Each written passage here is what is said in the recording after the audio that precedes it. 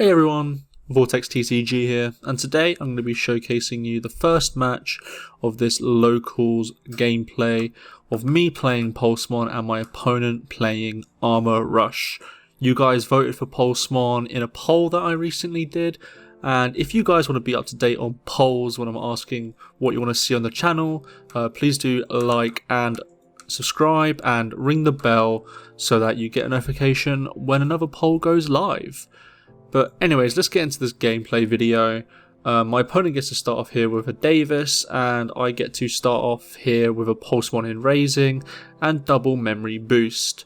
In this deck, the memory boosts are pretty pivotal. One's in-house, archetypal based, which allows you to play a Pulsemon for free, and the other one is just a simple searcher in the yellow memory boost. So what I do here is I play the Pulsemon, trash 2 security here to gain 2 memory, and I then play a Boltmon in Raising, so I have potentially 3 security swings on the following turn, and also gaining a lot of memory through the inheritables. One of the crazy things that Pulsemon does really well is that if you're at 3 security, you get a lot of additional effects.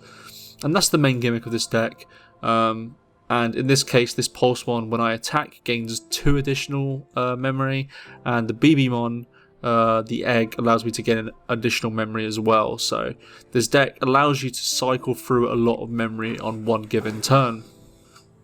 And so here I'm going to use one of the memory boosts to play a memory boost. This is because I want to keep cycling through the deck, and I swing at security here, and the first thing I hear is something that does kill the Boltmon. Ideally you want the Boltmon underneath the Pulsemon that gives your Digimon jamming, but in this case gaining the memory is still very strong, so I'm happy about that. I go into another impulse here to play a Pulsemon, which allows me to gain a memory and draw an additional card. This promo one is really good for the deck, and so as I've played that, I get to then play a Boltmon here to gain an additional 2, as I get additional memory from the Pulsemon, I get 2 memory to play with, and so I swing twice with this Boltmon, and then I use Electric Rush to then unsuspend it again, get rid of the rest of security, and now I've got to be a little bit more safe here, because I don't really have anything on board, and if my opponent can get rid of my board at this point, I feel like I'm in a really bad position. So I find the Boltmon here, which is good. It's the only level 5 we play in this deck because we want to consistently, it's the only one we really want underneath the Kazuchimon essentially. So we only play 4 of each. So my opponent has a pretty big turn ahead. They go into the Magnamon, which is a blocker, and it has, I believe, an additional 2k DP for having another Magnamon in the trash. So a pretty big blocker. We'll essentially need to delete the Boltmon, and also have the blocker up for the Pulsemon. So I think the line of play here is to swing the Lydramon into the Boltmon and then have the blocker ready for the Pulsemon, but they make a little bit of a misplay here. I'm just telling them about their effects essentially, but they swing into the Boltmon with the blocker, so essentially they need to find an additional blocker here. So a little bit ropey, to say the least. My opponent's just looking through their hands to see if there's another answer. At this point, I think they know that they've misplayed, unfortunately. There's not really much you can do at this point. And so I think they're going to end their turn without a blocker, because if they had the blocker, they would obviously play it right now. But they play a blue memory boost, and then on the following turn, I just swing for game. And so we get onto game 2, and my opponent's going to start off this game. They find the jamming Vmon and also go into the Davis and Ken, so a pretty good start for the game here. Essentially allowed to go for attack, reset, and then another attack. And so I get a pretty okay start here as well. I get the additional memory Pulsemon and then go into the Pidomon. We only play this in the deck because we actually do value blockers in this deck, weirdly enough, just due to the fact that when we get to the free security point, we kind of really want to keep it there. So having the blockers is pretty pivotal in the deck. And so my opponent makes a misplay here. They go into the Flamedramon straight away, and obviously, if they were to attack with the Vmon and then go use the Davison Ken to I'm just explaining here what's happened, but they could have reset and attacked twice essentially. So pretty big misplay here, I would say. It's just those things, like, because when you see like a low DP number of a Vmon, you're like, it could die or whatever, and then you realize it doesn't really matter when it has jamming. So just small mistakes. So I'm going to swing with the Pulsemon and hit the Golden Lord, which is something that I don't really want to see. I don't really want to see this the Golden Lord in play essentially, because unfortunately, like, it does shut down the deck quite a lot. So yeah, just something I definitely don't want to see in this matchup essentially. And so I'm going to keep the Pidomon up and go for the Tai and Kari. We play this because obviously we want to, stay at 3, and we want our opponents to be low as well, as we're a rush deck.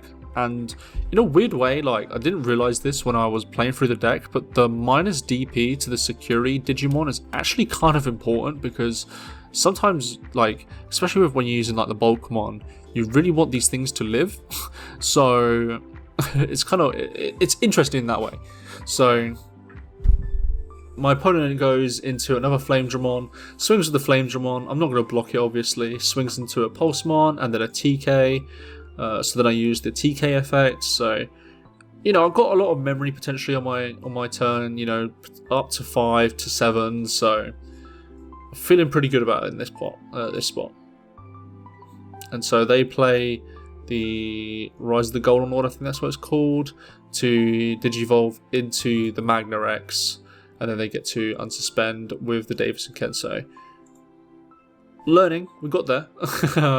So we passed to 5, and so I start building up another stack because I'm probably going to need it at this point. And as I'm at 2 security, I can't get the effects that I want essentially, so a bit unfortunate.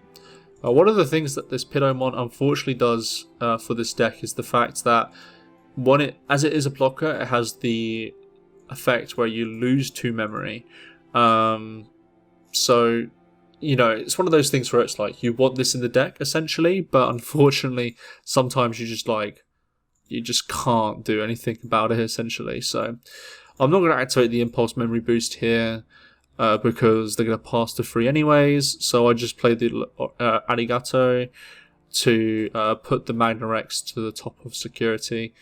It's the only way I can essentially get rid of it in this matchup, unless I find the big stack, and I won't be able to. So they swing into security, I go and I hit the impulse memory boost here, so I've got a lot of memory on the following turn. And so now they're just considering what they need to do. They're pretty close to lethal, but not there just yet. And so they end the turn. Oh, they don't end the turn. They go into the 2. I believe this is the one that allows you to add a 2-color one.